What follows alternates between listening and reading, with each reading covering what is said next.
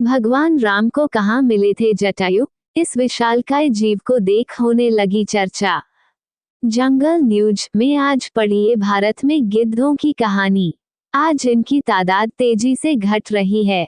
हाल में कानपुर में एक दुर्लभ गिद्ध दिखाई दिया तो लोगों को जटायु याद आ गए। इस विशालकाय जीव को देखकर लोगों में यह सवाल कौंधने लगा कि जटायु कौन थे। कानपुर में दिखा पक्षी आखिर क्या था। रामायण में इस पक्षी का जिक्र मिलता है जो रावण से लड़ा था। केरल में एक जटायु पाक भी है, पर इस समय खतरे में है गिद्ध। नई दिल्ली, यूपी के कानपुर शहर से एक दुर्लभ गिद्ध की तस्वीर वायरल है। वही गिद्ध जो आजकल गांवों में भी कम दिखते हैं। तस्वीर कुछ ऐसी है कि लोग जटायु रामायणा की चर्चा करने लगे। कुछ लोगों ने सोशल मीडिया पर लिखा कि इस दुर्लभ जीव को देखने के बाद जटायु याद आ जाएंगे।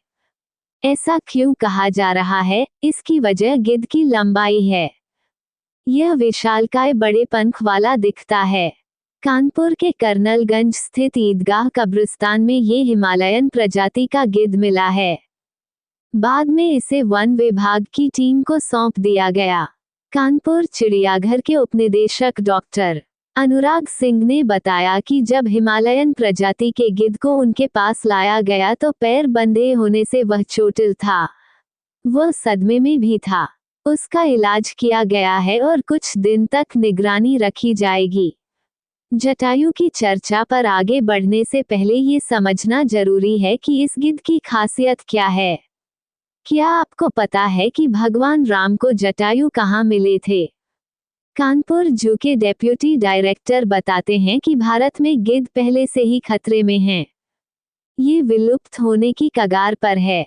हिमालयन ग्रिफॉन प्रजाति का ये गिद्ध नेपाल, भारत, बांग्लादेश और कजाकिस्तान में पाया जाता है। ये पहाड़ी इलाकों में ज्यादा देखे जाते हैं।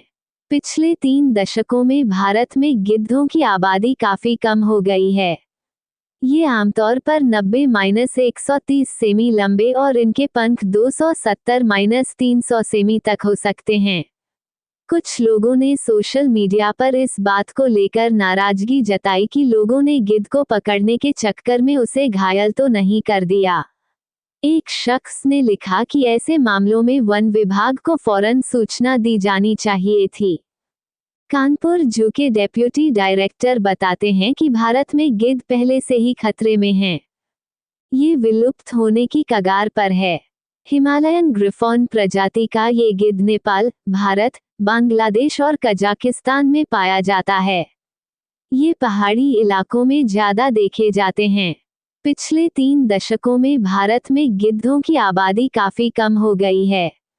ये आमतौर पर 90-130 सेमी लंबे और इनके पंख 270-300 सेमी तक हो सकते हैं।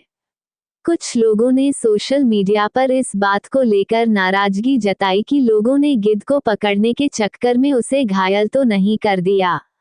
एक शख्स ने लिखा कि ऐसे मामलों में वन विभाग को फौरन सूचना दी जानी चाहिए थी। दरअसल, स्थानीय लोगों ने बताया कि यह गिद्ध वहां 1 हफ्ते से देखा जा रहा था। उन लोगों ने पकड़ने की कोशिश की लेकिन वे सफल नहीं हुए। जब वह थोड़ा नीचे आया तो लोगों ने उसे पकड़ लिया। वीडियो में दिखाई देता है कि लोग गिद्ध के पंख को पकड़कर फोटो खिंचवाने की कोशिश कर रहे हैं। हो सकता है इससे गिद्ध को चोट पहुंची हो। वह पहले से भी जख्मी रहा हो। कुछ महीने पहले भी पंख फैलाए एक गिद्ध का वीडियो वायरल हुआ था। इसे भी जटायु से जोड़कर देखा जाने लगा था। कुछ लोगों ने दर्शन करें जैसी बातें भी लिखी। शायद आपके मन में भी सवाल उठ रहा हो कि रामायण में जिस जटायु का जिक्र मिलता है वह कौन सा पक्षी था।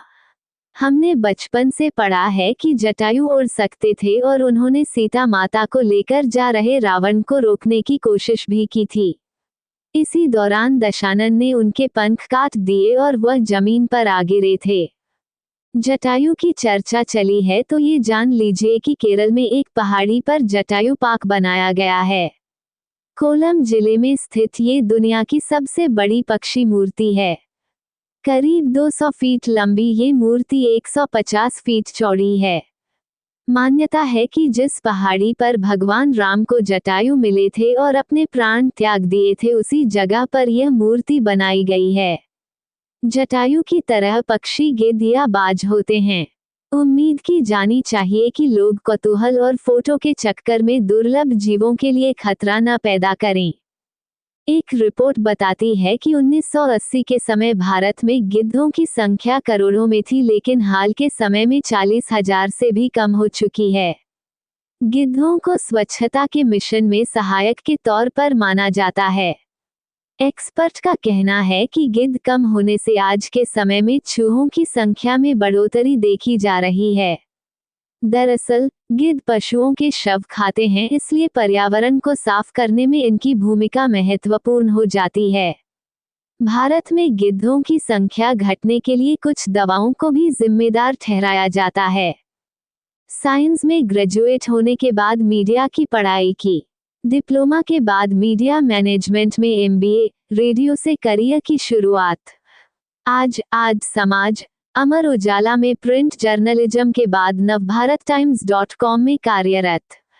पेशे से पत्रकार, दिल से ठेठ इलाहाबादी। दोस्तों, आशा करता हूँ कि हमारा वीडियो आपको अच्छा लगा होगा। अगर वीडियो अच्छा लगा है तो लाइक कीजिए, शेयर कीजिए, सब्सक्राइब कीजिए। आज का वीडियो यहीं तक है, अगले वीडियो का मौका दीजिए।